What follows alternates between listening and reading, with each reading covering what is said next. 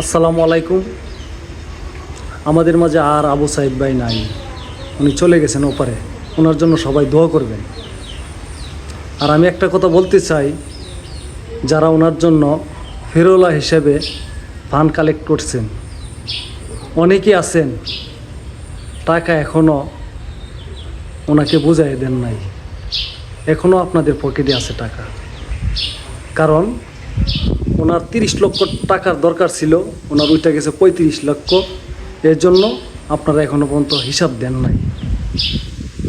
আপনারা ভাবতেছেন যে ওনার টাকা বেশি উঠছে, প্রয়োজন নাই। এখন এই টাকাগুলা আপনারা অন্য কোনো মানবিক কাজে লাগাইবেন। আর না হলে যাদের টাকা তাদেরকে ফিরিয়ে দিবেন। কি ভাই, যারা দিছিল টাকা ওরা কি আপনাকে বইলা দিছে যে 30 লক্ষ টাকা হইলে আর দিয়েন না, যদি বেশি হয়ে যায় তাহলে দিয়েন না, আমাদের টাকা আমাদেরকে ফিরিয়ে দিবেন? কারণ যারা এই টাকাগুলা দিছে সবাই উদ্দেশ্য করে দিছে যে সাইদ ভাই চিকিৎসার জন্য যদি লাগে 30 লক্ষ টাকা, সারা দেশ থেকে যদি 60 লক্ষ টাকা ওঠে, আপনার কি লস আছে?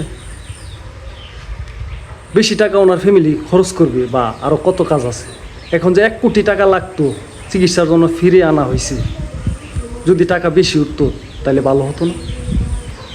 ইন্ডিয়া থেকে ফেরত আনা হয়েছে। এখন আপনি টাকা পকেটে রাখি আপনি বলতেছেন যে যার টাকা তাকে ফিরিয়ে দিবেন, না হলে অন্য কাজে দিবেন। কি ভাই, যারা উদ্দেশ্য করে দিছে তারা কি কথা বলছে? ভাই, এই ধরনের আচরণ আপনার কাছে আশা করি না। আপনাকে ধিক্কার জানাই।